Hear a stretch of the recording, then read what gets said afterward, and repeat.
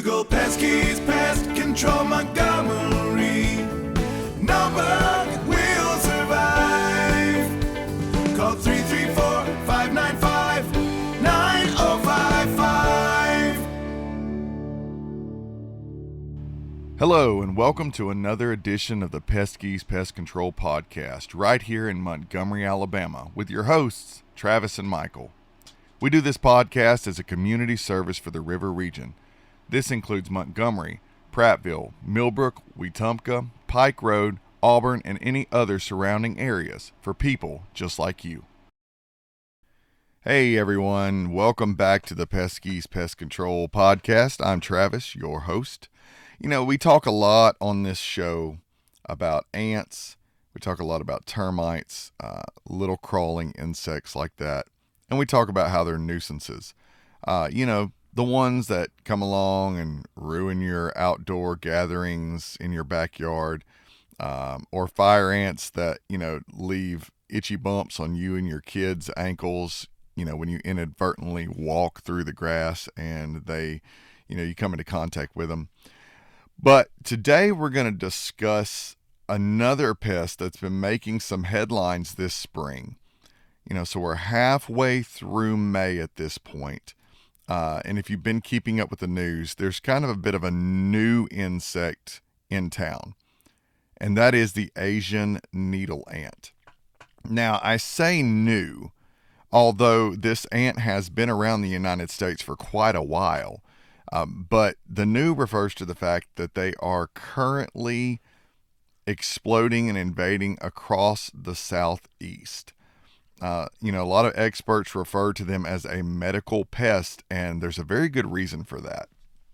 If you're a gardener, someone who enjoys hiking, if you like to move a little bit of mulch in your backyard, then you need to know who these guys are before you reach into the wrong pile of leaves or dirt. So, you may be asking, well, I've never heard of the Asian needle ant. What am I looking for exactly? So they're tiny, maybe even about 1/5 of an inch long, if that kind of gives you an idea of just how small these Asian needle ants are.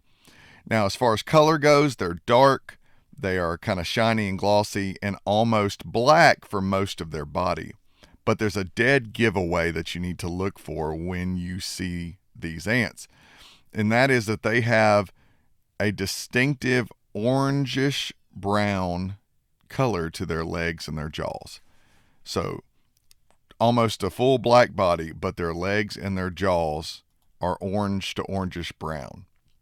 And honestly, you might not even see them coming because unlike fire ants, they don't build these huge nests in the middle of your lawn. They're a lot more stealthy. They do love moist and shaded areas.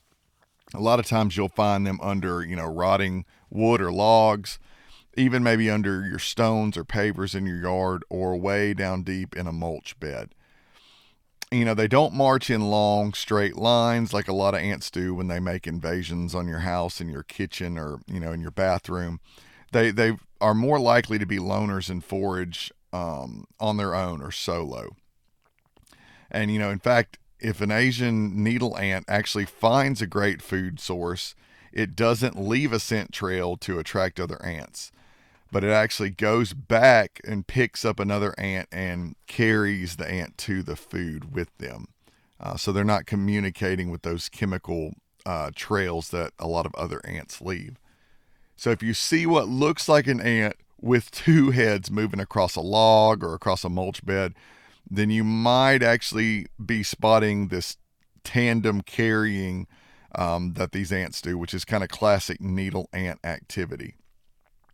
One more weird way to identify them is if you put them into a glass jar, a lot of ants can climb right up the side of a jar, but an Asian needle ant cannot climb any smooth surfaces. So if it attempts to climb and it's sliding down to the bottom of the jar, like it's maybe on a layer of slick ice, you probably found an Asian needle ant. Now, let's talk a little bit about why they are referred to as medical pests. So the sting has been described as liquid fire, or as if someone is driving a hot needle into your skin. But here's the real danger. The ants are shy. They're not really aggressive like fire ants that, come and swarm you the second that you step on a mound. So most stings happen a lot of times when you accidentally trap one. Maybe you're wearing gardening gloves, one of them gets inside, or you lean against a tree where they're nesting. So for most of us, it's just an intense localized pain. It can actually hurt for sometimes hours. But for about 1 to 2% of the population, it's actually a lot worse than that. So these ants have an incredibly high rate of causing anaphylaxis. And if you don't know what that is, it's a life-threatening allergic reaction for people who may be hypersensitive to this interaction with the Asian needle ant. And so there's people are reporting that, there's those who have been stung by them and they've lost consciousness within a minute of being stung. So if you're already allergic to things like bees or wasps, then you probably have a much higher risk of this reaction. So if you get stung, you feel dizzy, have trouble breathing, you end up having a reaction all over your body with hives, don't wait, don't put it off. I would say immediately call emergency services, dial 911. This is not just some sort of, rub some dirt on it kind of situation where it's just going to go away like a lot of times people experience with fire ants. You just want to be extremely careful. And it's not just a threat to us. It's also a threat to our environment in general. So University of Georgia has actually done some research and showed that in areas where these ants move in, native ants actually disappear. So they've actually done some studies where it looks like about 60% of the native ant population drops in the area where the Asian needle ants move in. And I know you think, well, ants are ants. Who cares, right? So ants are what we can refer to as forest janitors. They turn the soil, they spread seeds for wildflowers, and the Asian needle ant doesn't do anything like that at all. They come in, they dominate, they take over. They even move into termite galleries and force termites out, which sounds like a win for your house, but it completely disrupts the ecosystem of the woods wherever they move in. So you may be asking yourself, well, what do we do to combat this ant? What do we do to help fix this problem? So here's a couple things. So you clean up debris around your yard. You want to get rid of old wood piles. You want to get rid of old thinning layers of leaf litter. You want to watch for excessive moisture as well. So if you got a leaky outdoor faucet, you may want to get that fixed and stop those leaks because these ants love and crave a damp environment. When you're out and about, wear protective ensembles. Thick gloves, closed-toed shoes while you're working in the garden or moving landscape timbers. Just protect yourself from the possibility of that interaction. And then also baiting can help too. And this is probably more from a pest control standpoint, although some people do, attempt to do some pest control on their own.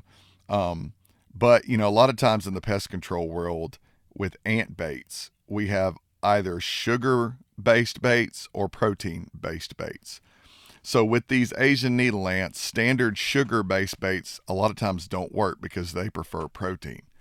So if you're seeing them, you might need to call a professional who's got a professional grade protein bait of some sort to get the job done with them as well.